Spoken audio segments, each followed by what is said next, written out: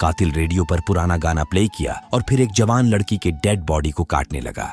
ये बात सन 2005 के आसपास की है। उन दिनों दिल्ली के सेक्टर 36 से काफी सारे बच्चे एक के बाद एक लापता होने लगे थे। उनके साथ कैसे क्या क्या हुआ, इस सच्ची घटना को जानकर आपका भी कलेजा दहल उठेगा।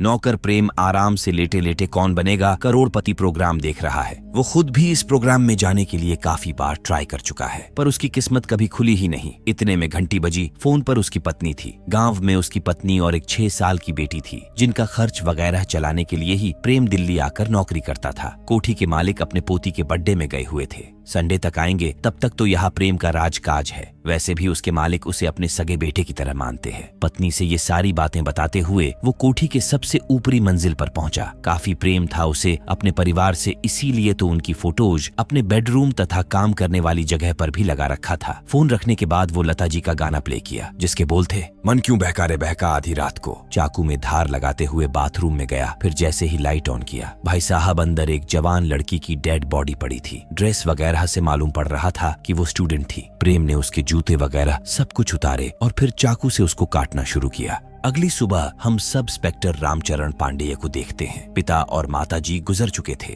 परिवार में उनकी पत्नी और एक बेटी थी। प्रत्येक दिन की तरह वो पूजा पाठ आरती वगैरह किए, फिर वेनू को स्कूल की गाड़ी में छोड़ ड्यूटी पर पहुंचे। थाने में घुसखोरी का सिस्टम पहले से ही बना हुआ था। पांडेय जी भी उससे वंचित नहीं थे, क्योंकि उनके मुताबिक जो सिस्टम के खिलाफ आवाज उठाएगा वो या तो सबसे बड़ा बेवकूफ होगा या फिर बहुत साहसी। पांडेय जी दोनों ही नहीं थे। आज उनके पास एक अधेड़ उम्र का आदमी अपनी बेटी के लापता होने की FIR लिखवाने आया है। बेटी के वियोग में रो रो कर उसका बुरा हाल था, पर पांडेय जी को कुछ फर्क ही नहीं पड़ा। FIR तो छोड़ो, उन्होंने उसका रिपोर्ट भी नहीं लिखा। बस कुछ पैसे उस आदमी को दिए, फिर उससे उसकी बेटी के पोस्टर को टंगवा कर चलता किए, ये बताते हुए कि उनकी बेटी 15 साल की है, 2-3 दिन में कहीं से घूम फिर के लौट आएगी। सेक्टर 36 के ठीक बगल में राजीव कैंप था, जहाँ कुछ गरीब गुरबा लोग झुग्गी झोपड़ियों में रहते थे। पास ही में छोटा सा मैदान था, जहाँ पर आए दिन बच्चे क्रिकेट वगैरह खेला करते थे। खेलते खेलते उनकी बॉल नाले में चली गई। एक अली नाम का लड़का बॉल निकालने गया तो देखा कि नाले में एक कटा हुआ हाथ पड़ा था। पांडेय जी सूचना मिलते ही पहुंचे। थोड़ी देर सोच विचार कर बताए कि ये हाथ किसी बंदर का लग रहा है। यही नहीं, ये नाला झील मिल से आ रहा है, उधर से ही दह बह कर आ गया होगा। नाले के पास में ही प्रेम के मालिक की कोठी थी, वही जो रात को एक जवान लड़की को काट रहा था। पुलिस को यहाँ देखकर भी उसे कतई भय नहीं था, मानो कि जैसे पुलिस के साथ उसकी सेटिंग हो। पांडेय जी अली को अच्छी सतर्कता का परिचय देने के लिए कुछ रुपए देकर सम्मानित किए तथा मामले को रफा दफा कर चलते बने। उसी रात अली अपने घर बैठकर कौन बनेगा करोड़पति देख रहा था। तभी उसके बाबा ड्यूटी से वापस लौटे, पर अंडे लाना भूल गए। पैसे लेकर अली अंडे लाने चल दिया। आगे घात लगाकर प्रेम बैठा हुआ था। अली को अकेला देख चॉकलेट देने के बहाने बुलाया और उसे दबोच ले गया। निहायत ही जालिम किस्म का आदमी था। इसके पीछे एक वजह थी। जब वो अली के उम्र का था तो अपने मामा के घर रहता था। उसके मामा की नीयत ठीक नहीं थी, उसके साथ जोर जबरदस्ती करता था। ये सिलसिला प्रत्येक दिन का था। एक रोज दिन दहाड़े उसके मामा का मन बहक गया। तुरंत दुकान का शटर गिराया, रेडियो चालू किया, वॉल्यूम को लाउड किया। तब पता है कौन सा गाना बज रहा था? वही मन क्यों बहका रे बहका आधी रात को। इस बार प्रेम का माथा ठनका और उसने मामा का कीमा बना डाला। तब से ही वो लोगों का कीमा बनाते आ रहा है। तभी मोबाइल की घंटी बजी। ये फोन छोटे लाल ने किया था। तुरंत फ्रीज से बॉक्स निकाला और ले जाकर छोटे लाल को थमा दिया। यहाँ से इस ऑर्गन को डिलीवर करने का काम छोटे लाल का था। रात को जब सभी मोहल्ले वाले सो जाते, आवागमन बंद हो जाता, तब प्रेम उन कटे हुए लाश के टुकड़ों को पॉलिथीन में भरकर गटर वगैरह में डाल दिया करता था। शायद कल तक उसके मालिक भी आने वाले थे, इसीलिए तो चट से अपने फैमिली फोटो को हटाकर उनकी फोटो वापस लगा दिया। इस बात से ये तो अंदाजा लगाया जा सकता है कि प्रेम अपनी फैमिली के लिए भी इसी तरह का बंगला ऐसो आराम चाहता था, वरना नौकर आदमी मालिक के गैर हाजिरी में उनके कपड़े वगैरह क्यों पहनता। अगली सुबह हम प्रेम के मालिक बलवीर को देखते हैं, जिनका पुश्तैनी घर हरियाणा के करनाल जिले में था। आज उनकी पोती का जन्मदिन था, जिसे बड़े धूमधाम से मना ही रहे थे। तभी दिल्ली से प्रेम का फोन आया। बताया कि इस हफ्ते जितना डिमांड था उतना सप्लाई पूरा नहीं हो पाया, अगले हफ्ते फिर से ट्राई करेंगे। जवाब में बलवीर यानी वशी साहब ने कहा कि वो कल शाम को आ रहे हैं, चुमकी को फोन करके बुला लेना। उसी शाम को हम चुमकी और उसके माता पिता को देखते हैं। ये बंगाली परिवार यही भाड़े पर रहते थे। इन दिनों दुर्गा पूजा का पर्व चल रहा था। 8 बजे आरती थी। दोनों बाप बेटी फौरन आरती में पहुंचे। इधर प्रेम आरती वगैरह की धुन पे बदहवासी में झूमे जा रहा था। उसने आज तक जितनों को मारा एक एक करके उनके चेहरे उसके जहन पर नाच रहे थे। थोड़ी देर बाद वो चुमकी को फोन किया, बताया कि मालिक तुमको कल शाम को कोठी पर बुलाए है। 4 दिन बाद आज रामलीला का आखिरी दिन है। पांडेय जी बड़ी नाजो नजाकत से अपनी बिटिया को साड़ी पहनाए और पंडिताइन को लेकर रामलीला मैदान पहुंचे। महाशय को रामलीला प्ले करने में भी दिलचस्पी थी, लगे रहे रामलीला करने में। उधर प्रेम भी आ चुका, जमीन पे पड़े रावण का मास्क पहना तथा शिकार की तलाश में इधर उधर नजर दौड़ाने लगा। उसका पार्टनर छोटे लाल एम्बुलेंस लेकर रामलीला मैदान के बाहर ही खड़ा था। वही रामलीला भी अब खत्म होने के कगार पर ही था। इस अंतिम सीन में पांडेय जी रावण तथा उनके दोनों सिपाही पाठक और जयराम राम और सीता बने हुए थे। इतने में चुमकी के पिता सिफारिश करने चले आए। उनकी बेटी चुमकी 4 दिन से लापता थी। रिपोर्ट लिखवाने वो दिन में भी पुलिस थाने गए थे, मगर सुनवाई नहीं हुई। पांडेय जी ने आश्वासन दिया कि उनकी बेटी कल तक मिल जाएगी, मगर वो पांडेय जी पर भड़क गए कि आपकी बेटी होती तब भी आप यही कहते। पांडेय जी तुरंत फिरंट हो गए। उसके जुबा पर अपनी बेटी के लिए इस तरह की बातें उन्हें बिल्कुल भी गवारा नहीं था। लताड़ने लगे कि अब जहाँ देखे वही थाना चौकी लगा लें। चट से पोस्टर लिए और फाड़ दिए। इस मूड में रामलीला तो होने से रहा। पंडिताइन पूछने लगी कि किस पर इतने भड़के हुए थे। बातों ही बातों में पांडेय जी को बेटी का ख्याल आया, जो कि माँ को बताकर टॉयलेट गई थी। तब तक प्रेम ने उसे दबोचा, बेहोश किया और कंधे पर उठाकर निकल पड़ा। वो तो शुक्र है कि ऐन वक्त पर पांडेय ने उसे देख लिया, वरना अनर्थ हो जाता। पांडेय को अपनी तरफ आता देख प्रेम वेदु को जमीन पर फेंक कर भाग खड़ा हुआ। पाठक तुरंत वेदु को लेकर पास खड़े एम्बुलेंस में डाला और अस्पताल की ओर भागे, जबकि पांडेय खुद नकाब पोश के पीछे पड़ चुके थे। जब बात अपनी बेटी पर आई तो पांडेय जी की हवा टाइट हो गई। वो नकाब पोश का पीछा इस तरह से करने लगे जैसे किसी ने उनके पीछे पेट्रोल डालकर आग लगा दिया हो। बहुत देर तक पीछा किए, आखिरी सांस तक ललकारे, मगर अंततः नकाब पोश उनके पकड़ से निकल ही गया। नाकाम होकर जब अस्पताल पहुंचे तो पंडिताइन ने बेटी को हाथ तक लगाने नहीं दिया। अरे अपनी बेटी संभाली नहीं जा रही तो औरों की बेटियां क्या खाक संभालेंगे। वो नकाब पोश उन्हें हर हाल में जेल के अंदर चाहिए था जिसने उनकी बेटी को हाथ लगाया। भाई साहब, एक पल में पांडेय जी की काया पलट गई। अब पता चला कि बेटी के खोने का असल दर्द होता क्या है। उधर छोटे लाल प्रेम पर अलग ही भड़का हुआ था, क्योंकि आज उसने एक सब इंस्पेक्टर के बेटी पर हाथ डाल दिया। प्रेम को कहा पता था कि वो किसकी बेटी है। खैर जो भी हो, आज तो वो बाल बाल बच गए। तुरंत ऊपर जाकर अलमारी से कैसेटों के ढेर में से एक कैसेट निकाला जिस पर सदाबहार तराने लिखा हुआ था। पत्नी को फोन कर बताया कि वो एक सामान भेज रहा है जिसे संभाल कर रखना। उसी रात पांडेय जी चिमकी के पिता से मिले और कल सुबह FIR लिखने के लिए थाने बुलाए। अगली सुबह FIR लिख लिया गया। चुमकी को उसके रिक्शा ड्राइवर ने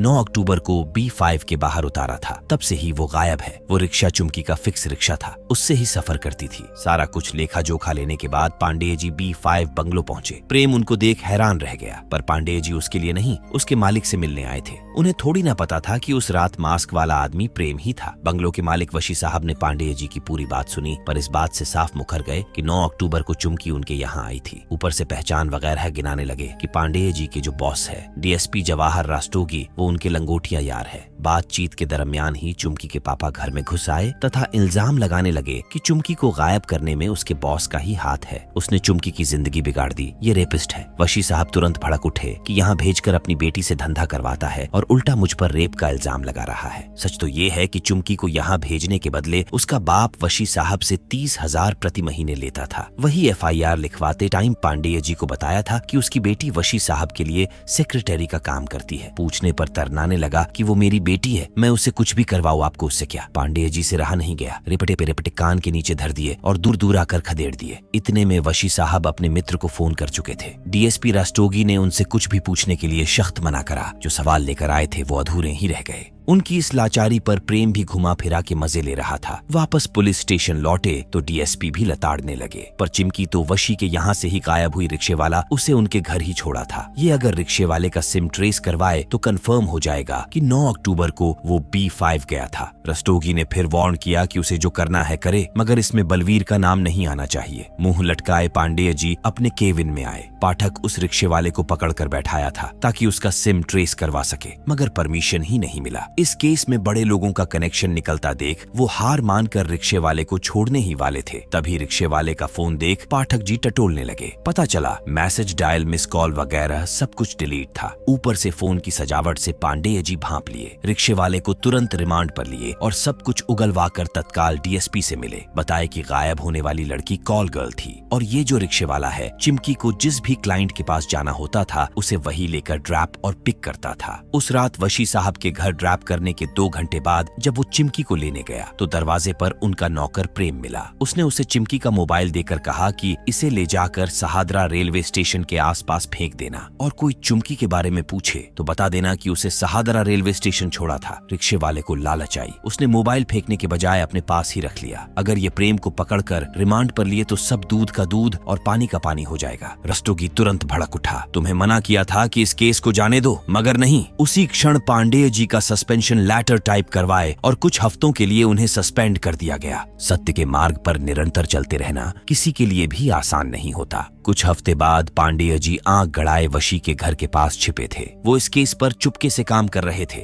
वशी का नौकर प्रेम छोटे लाल से बातचीत कर रहा था। उसी रात पता चला कि वशी के घर में अश्लील फिल्में भी बनती थी। वो इन फिल्मों को शौक से बनाता या फिर बेचने के मकसद से, कौन जाने उसके पीछे उसकी क्या मंशा थी। पांडेय जी का सस्पेंशन का आज आखिरी रात था। अगले दिन से वो ड्यूटी ज्वाइन करने वाले थे। इसी सिलसिले में वो पाठक से मिले। इतने दिनों में क्या कुछ हुआ इस पर चर्चा हुई। पता चला कि डीएसपी रस्तोगी को प्रमोशन मिल चुका था। उनकी जगह कोई नए डीएसपी आने वाले थे। मतलब पांडेय के लिए तो बढ़िया ही था। इतने में वो एम्बुलेंस वाला आदमी दिखा जो उस रात वेदू को अस्पताल पहुंचाया था। पाठक उसे तुरंत पहचान लिया। ये आदमी तो पिछली कई हफ्तों से प्रेम से मिलते आ रहा है। पांडेय जी की बुद्धि फट से चली कि उस रात वो एम्बुलेंस बच्चों को किडनैप करने के लिए लगी थी, मगर उनका प्लान चौपट हो गया। उसी रात अस्पताल पहुंचे और मौका मिलते ही उस कंपाउंडर को दबोच लिए। अस्पताल से बाहर ले जाने का भी बंदोबस्त करके आए थे तो दिक्कत की बात ही नहीं थी। किसी गुप्त स्थान पे ले जाकर खूब कुटाई किए। सामने पुलिस वालों को देख उसकी बोलती बंद हो गई। पांडेय जी बताए कि दशहरे के दिन वे जिस लड़की को उठाए वो उनकी बेटी थी। छोटे लाल पहले ही घबराया हुआ था, तुरंत बक दिया कि वो प्रेम था। अगली सुबह डीएसपी भूपेंद्र कार्यभार संभालने आ चुके थे।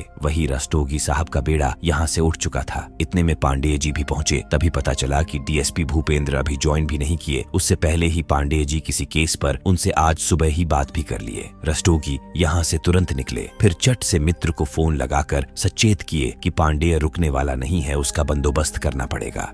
सिपाही श्रवण कुमार से भी 60 गांठ बैठाए प्रमोशन का लालच भी दिए। यहाँ से कहानी पहलवानों के गढ़ हरियाणा के झज्जर जिले में जाती है। दरअसल वशी साहब को इनसे कुछ काम था। अगले ही पल ये पहलवान काम निपटाने निकल पड़े। उधर पांडेय जी और डीएसपी भूपेंद्र भी निकल चुके थे। पता चला कि भूपेंद्र जी का ये 10वां तबादला था। वो भी एक ईमानदार पुलिस अफसर थे, इसीलिए उनका तबादला होता रहता था। उधर पहलवान लोग उस अड्डे पर पहुंचे जहां पर कंपाउंडर छोटे लाल को बंधक बनाकर रखा गया था। बेधड़क उसके सर पे वार किए और लेकर छू मंत्र हो गए। उनके जाते ही पांडे जी डीएसपी को लेकर अंदर पहुंचे तो पता चला कि वो गायब हो चुका था। असल में ये सारी गलती पाठक की थी। उसे छोड़कर वो पेट पूजा करने किले के दूसरी साइड चला गया था। पांडे जी गुस्से में तिल मिलाकर पाठक को कूट दिए। अब उनके पास सिर्फ चुमकी का मोबाइल ही था जिससे ये कुछ कर सकते थे। 4 नवंबर की रात को वशी साहब के नौकर प्रेम को पुलिस ने गिरफ्तार कर लिया। पांडेय जी के आते ही वो उनके पैरों में गिर पड़ा कि उस दशहरे वाली रात को वो गलती से उनकी बेटी को उठा लिया था। पूछताछ शुरू हुई। प्रेम बिंदास सब कुछ बकना शुरू किया क्योंकि उसे पापा जी पर पूरा भरोसा था। उनके एक फोन पर कैसे पांडे जी की हवा टाइट हो गई थी, बस उसी का घमंड था। पांडे के पूछने पर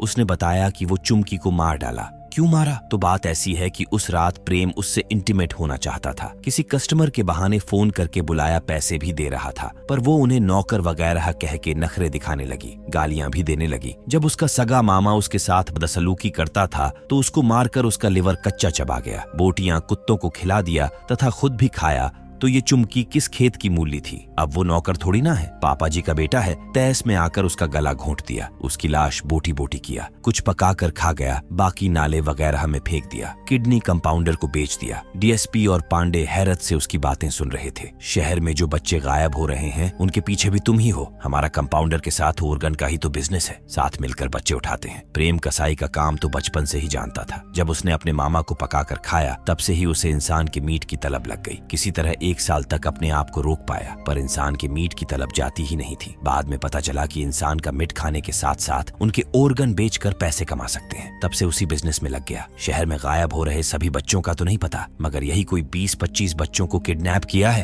अब तक। वो बच्चे कहाँ हैं? मार के उनके साथ बदसलूकी करके गटर में फेंक दिए। ऑर्गन कंपाउंडर को बेच दिए। पांडे से कंट्रोल नहीं हुआ, रेपटे पे रेपटे घेर दिए।